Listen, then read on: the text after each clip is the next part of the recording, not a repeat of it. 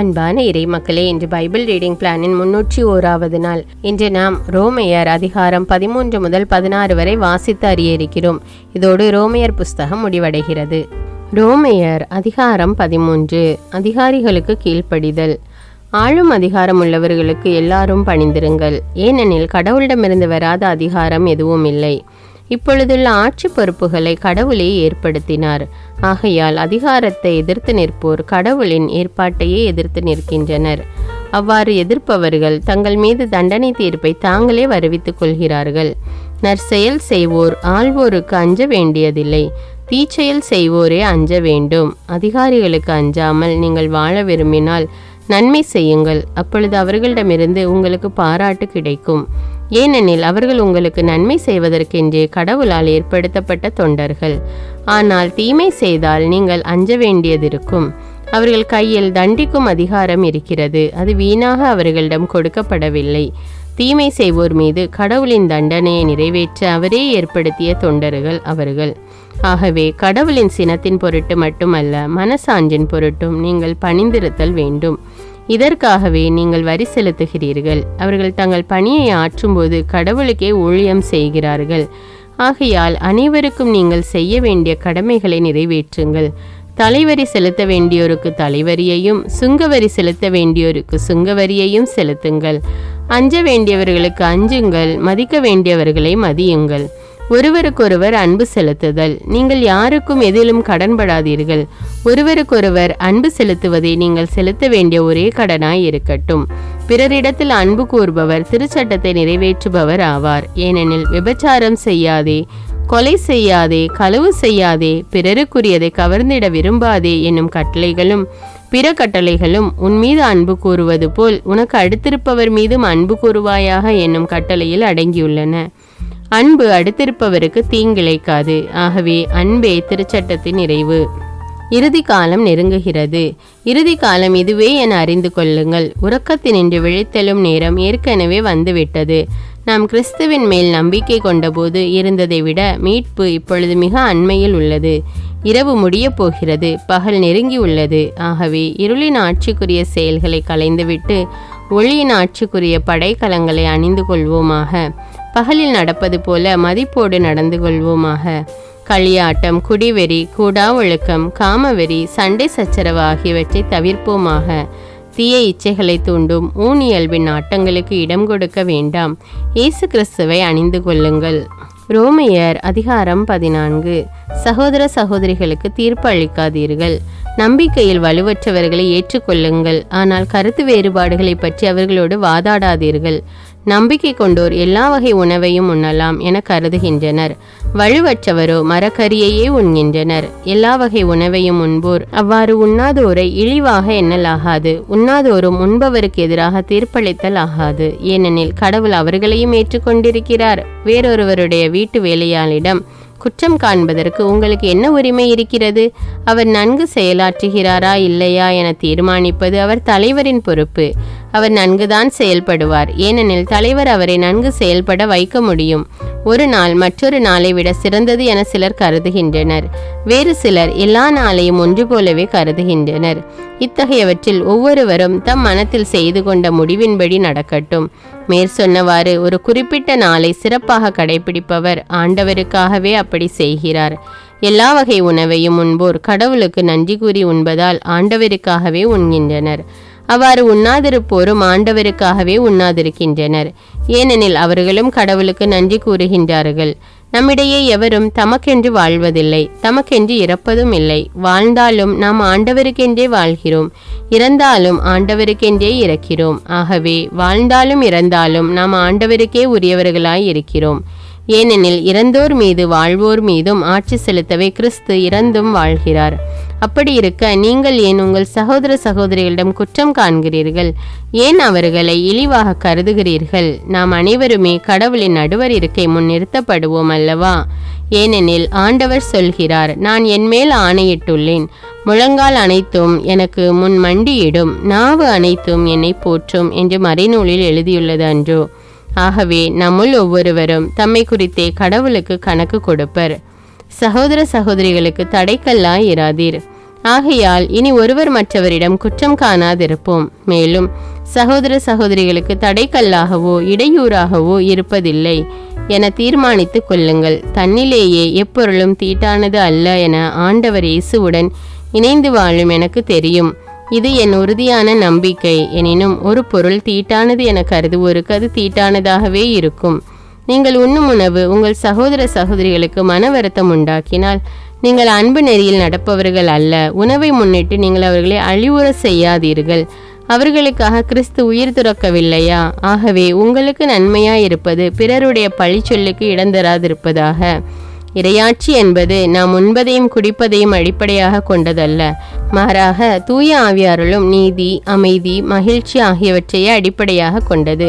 இத்தகைய இறையாட்சி மனப்பான்மையோடு கிறிஸ்துவுக்கு பணிபுரிவோர் கடவுளுக்கு உகந்தோராயும் மக்களின் மதிப்புக்கு உரியோராயும் இருப்பர். ஆகையால் அமைதிக்கு வழிவகுப்பவற்றை நாடுவோமாக. ஒருவர் மற்றவருக்கு வளர்ச்சி தருபவற்றை செய்ய முயலுவோமாக.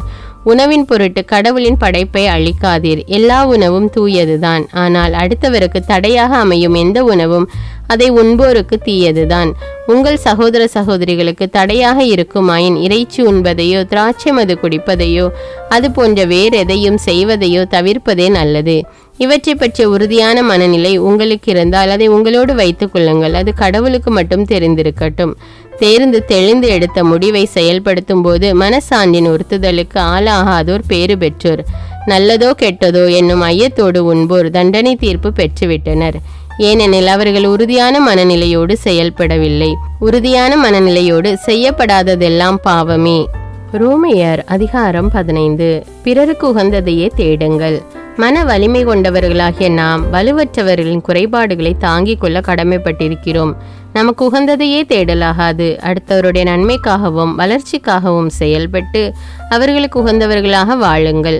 கிறிஸ்துவும் தமக்கு உகந்ததை தேடவில்லை. உம்மை பழித்து பேசினவர்களின் பழிச்சொற்கள் என் மீது விழுந்தன என்று மறைநூலில் எழுதியுள்ளது அல்லவா? முற்காலத்தில் எழுதப்பட்டவை அனைத்தும் நமக்கு அறிவுரையாகவே எழுதப்பட்டன. மறைநூல் தரும் மன உறுதியினாலும் ஊக்கத்தினாலும் நமக்கு எதிர்நோக்கு உண்டாகிறது. கிறிஸ்து இயேசுவின் முன்மாதிரிக்கேற்ப நீங்கள் ஒரே மனத்தினராய் இருக்குமாறு மன உறுதியையும் ஊக்கத்தையும் தரும் கடவுள் உங்களுக்கு அருள் புரிவாராக. இவ்வாறு நீங்கள் அனைவரும் ஒருமனப்பட்டு நம் ஆண்டவர் இயேசு கிறிஸ்துவின் கடலும் தந்தையுமானவரை ஒருவாய்ப்பட போற்றி புகழ்வீர்கள். நற்செய்தி யூதருக்கும் பிற இனத்தாருக்கும் உரியது. ஆகையால் கிறிஸ்து உங்களை ஏற்றுக்கொண்டது போல நீங்களும் ஒருவரை ஒருவர் ஏற்றுக்கொள்ளுங்கள். அப்போது கடவுளை பெருமைப்படுத்துவீர்கள். என் கருத்து இதுவே. கடவுள் உண்மையுள்ளவர் என்பதை காட்டுமாறு கிறிஸ்து விருத்த சேதனம் செய்து கொண்டவர்களுக்கு தொண்டரானார். மூதாதையருக்கு தரப்பட்ட வாக்குறுதிகளை உறுதிப்படுத்தவும் பிற இனத்தார் கடவுளுடைய இரக்கத்தை பார்த்து அவரை போற்றி புகழவும் இவ்வாறு தொண்டரானார். ஆகவே பிற இனத்தாரிடையே உம்மை போற்றுவேன், உமது பெயருக்கு புகழ் மாலை சாற்றுவேன் என இதை குறித்து மறைநூலில் எழுதியுள்ளது. மேலும் வேற்றினங்களே ஆண்டவரின் மக்களோடு மகிழுங்கள் என்றும், பிற இனத்தாரே நீங்கள் அனைவரும் ஆண்டவரை போற்றுங்கள், மக்கள் இனத்தாரே நீங்கள் அனைவரும் அவரை புகழுங்கள் என்றும் எழுதியுள்ளது அல்லவா? இன்னும் ஈசாயின் குலக்கொழுந்து ஒருவர் வருவார். மக்கள் இனங்களை ஆளும் தலைவராய் அவர் தோன்றுவார். மக்கள் இனங்கள் அவரையே எதிர்நோக்கி இருப்பர் என்று ஏசாயா கூறுகிறார். எதிர்நோக்கை தரும் கடவுள் நம்பிக்கையால் உண்டாகும் பெரும் மகிழ்ச்சியாலும் அமைதியாலும் உங்களை நிரப்புவாராக. அவ்வாறு தூய ஆவியின் வல்லமையால் நீங்கள் இன்னும் மிகுதியான எதிர்நோக்குடன் வாழ அருள் புரிவாராக. பவுல் பொறுப்பேற்ற பணி. என் சகோதர சகோதரிகளே, நீங்கள் நன்னயம் நிறைந்தவர்களாயும் எல்லா அறிவும் நிரம்ப பெற்றவர்களாயும் ஒருவர் மற்றவரை அறிவுறுத்தக்கூடியவர்களாயும் இருக்கிறீர்கள் என நான் உறுதியாக நம்புகிறேன். ஆயினும் உங்களுக்கு நினைவூட்டும் வகையில் சிலவற்றை இக்கடிதத்தில் மிக துணிவோடு எழுதியுள்ளேன். நான் கடவுளின் அருளை பெற்றவன் என்பதால் தான் அவ்வாறு எழுதினேன். அந்த அருள்தான் என்னை பிற இனத்தாருக்கு பணி செய்ய கிறிஸ்து இயேசுவின் ஊழியனாக்கிற்று. பிற இனத்தார் தூய ஆவியால் அர்ப்பணிக்கப்பட்ட கடவுளுக்கு உகந்த காணிக்கையாகும்படி அவர்களுக்கு கடவுளின் நற்செய்தி அறிவிப்பதே என் குருத்துவ பணி. ஆகையால் கடவுளுக்காக செய்யும் இந்த பணியை முன்னிட்டு கிறிஸ்து இயேசுவுக்குரியவனாகிய நான் பெருமை பாராட்டி கொள்ள இடமுண்டு. பிற இனத்தார் தமக்கு கீழ்ப்படியும் பொருட்டு கிறிஸ்து என் வழியாய் சொல்லாலும் செயலாலும் அரும் அடையாளங்கள் அருஞ்செயல்களின் வல்லமையாலும் கடவுளின் ஆவியின் வல்லமையாலும் செய்து முடித்தவற்றை தவிர வேறெதை பற்றியும் பேச நான் துணிய மாட்டேன். இவ்வாறு எருசலேம் தொடங்கி இல்லிரிக்கம் மாநிலம் வரை எங்கும் சுற்றி கிறிஸ்துவின் நற்செய்தி அறிவிக்கும் பணியை முடித்துவிட்டேன். கிறிஸ்துவின் பெயரை கேள்விப்படாத இடங்களில் மட்டும் நற்செய்தி அறிவிப்பதே என் நோக்கமாயிருந்தது. ஏனெனில் வேறொருவர் இட்ட அடித்தளத்தின் மேல் கட்டி எழுப்ப நான் விரும்பவில்லை. ஆனால் தங்களுக்கு சொல்லப்படாததை அவர்கள் காண்பர், தாங்கள் கேள்விப்படாததை அவர்கள் புரிந்து கொள்வர் என்று மறைநூலில் எழுதியுள்ளது அல்லவா? பவுலின் பயண திட்டம். எனவேதான் நான் உங்களிடம் வர பலமுறை நினைத்தும் அது தடைப்பட்டது. ஆனால் இப்பொழுது இந்த பகுதிகளில் எனக்கு இனி வேலை இல்லை. மேலும் நான் ஸ்பெயின் நாட்டுக்கு போகும்போது உங்களை காண வர வேண்டும் என்று பல ஆண்டுகளாகவே ஏங்கிக் கொண்டிருக்கிறேன். போகும் வழியில் உங்களை கண்டு சில நாள்களேனும் உங்களோடு தங்கி மகிழ்ந்த பின்னர் என்னை அங்கிருந்து நீங்கள் வழி அனுப்பி வைப்பீர்கள் என எதிர்பார்க்கிறேன். எனினும் தற்பொழுது இறைமக்களுக்கு செய்யப்பட வேண்டிய பொருளுதவியை முன்னிட்டு எருசலேமுக்கு புறப்படுகிறேன். எருசலேமில் வாழும் ஏழை இறை மக்களுக்கு சிறிது பொருளுதவி செய்ய மாசிதோனியா, அக்காயா மாநிலத்தார் முன்வந்துள்ளனர். ஆம், மனமுவந்து முன்வந்துள்ளனர். எருசலேமில் வாழும் இறை மக்களுக்கு உண்மையில் பிற இனத்தார் கடன்பட்டவர்களே. எவ்வாறெனில் ஆவிக்குரிய கொடைகளில் இவர்கள் அவர்களின் பங்காளிகள் ஆயினர். அதற்கேற்ப உடலை சார்ந்த தேவைகளில் அவர்களுக்கு ஊழியம் செய்ய இவர்கள் கடமைப்பட்டவர்கள் அல்லவா? எனவே தண்டல் செய்த தொகையை நானே அவர்களிடம் பொறுப்பாய் ஒப்படைத்துவிட்டு என் வேலை முடிந்த பின்னர் உங்கள் ஊரின் வழியாக ஸ்பெயினுக்கு போவேன். அப்போது கிறிஸ்துவின் நிறைவான அருளாசியோடு உங்களிடம் வருவேன் என்பது உறுதி. சகோதர சகோதரிகளே, நம் ஆண்டவர் இயேசு கிறிஸ்துவை முன்னிட்டும் தூய ஆவி நம் உள்ளத்தில் பொழிந்துள்ள அன்பை முன்னிட்டும் நான் உங்களை கேட்டுக்கொள்வது, எனக்காக கடவுளிடம் வேண்டி என் போராட்டத்தில் எனக்கு துணை செய்யுங்கள். யூதேயாவில் நற்செய்தியை ஏற்றுக்கொள்ளாதோரிடமிருந்து என்னை காப்பாற்றுமாறும் நான் எருசலேமில் செய்ய போகும் பொருளுதவி இறை மக்களுக்கு உகந்ததாய் இருக்குமாறும் வேண்டுங்கள். இவ்வாறு கடவுளின் திருவுளத்தால் மகிழ்ச்சியுடன் நான் உங்களிடம் வந்து ஓய்வு எடுக்க இயலுமாறு எனக்காக வேண்டிக் கொள்ளுங்கள். அமைதி தரும் கடவுள் உங்கள் அனைவரோடும் இருப்பாராக. ஆமீன். ரோமையர் அதிகாரம் 16. வாழ்த்துக்கள். நம் சகோதரியாகிய பெய்பாவை குறித்து நற்சான்று அளிக்க விரும்புகிறேன். இவர் கெங்கிரேயாவில் இருக்கும் சபையில் திருத்தொண்டராய் இருக்கிறார். இறை மக்களுக்கு ஏற்றவாறு ஆண்டவரின் பெயரால் அவரை வரவேற்று அவருக்கு தேவையான உதவி செய்யுங்கள். ஏனெனில் அவரும் பலருக்கு உதவி செய்திருக்கிறார், எனக்கும் உதவி செய்திருக்கிறார். கிறிஸ்து இயேசுவுக்காக என்னோடு சேர்ந்து உழைக்கின்ற பிரிஸ்காவுக்கும் அகிலாவுக்கும் என் வாழ்த்து. அவர்கள் என் உயிரை காக்க தலை கொடுக்கவும் முன்வந்தார்கள். அவர்களுக்கு நான் நன்றி செலுத்த கடமைப்பட்டிருக்கிறேன். நான் மட்டுமல்ல, பிற இனத்து திருச்சபைகள் அனைத்துமே நன்றி செலுத்த கடமைப்பட்டிருக்கின்றன. அவர்கள் வீட்டில் கூடும் திருச்சபைக்கும் வாழ்த்து சொல்லுங்கள். என் அன்பார்ந்த எப்பனைத்துக்கும் வாழ்த்து கூறுங்கள். ஆசியாவில் கிறிஸ்துவை முதல் ஏற்றுக்கொண்டவர் இவரே. உங்களுக்காக பாடுபட்டு உழைத்த மரியாவுக்கு வாழ்த்து தெரிவியுங்கள். என் உறவினர்களும் உடன் கைதிகளுமான அந்திரோனிக்கு, யூனியா ஆகியவர்களுக்கும் என் வாழ்த்துக்கள். திருத்தூதர்களுள் இவர்கள் பெயர் பெற்றவர்கள். இவர்கள் எனக்கு முன் கிறிஸ்தவர்கள் ஆனார்கள். ஆண்டவருக்கு உரியவரான என் அன்பார்ந்த அம்பிலியாத்துக்கு வாழ்த்துக்கள். கிறிஸ்துவுக்காக உழைக்கும் என் உடன் உழைப்பாளரான உர்பானுக்கும் என் அன்பார்ந்த ஸ்தாக்கிக்கும் வாழ்த்து சொல்லுங்கள். அப்பெல்லுக்கும் என் வாழ்த்து. இவர் தகைமை வாய்ந்த ஒரு கிறிஸ்தவர். அரிஸ்தோபுல் குடும்பத்தை சேர்ந்தவர்களுக்கு வாழ்த்து தெரிவியுங்கள். என் உறவினரான எரோதியோனுக்கு வாழ்த்து சொல்லுங்கள். நர்கிச குடும்பத்தில் உள்ள ஆண்டவருடைய அடியார்களுக்கு என் வாழ்த்து. ஆண்டவருக்காக உழைக்கும் திரிபேனாவுக்கும் திரிபோசாவுக்கும் என் வாழ்த்து. அன்பார்ந்த பெர்சிக்கும் என் வாழ்த்துக்கள். இவரும் ஆண்டவருக்காக மிகவும் பாடுபட்டு உழைத்தார். ஆண்டவர் பணிக்கென தேர்ந்தெடுக்கப்பட்ட ரூபுக்கும் அவர் அன்னைக்கும் வாழ்த்து கூறுங்கள்.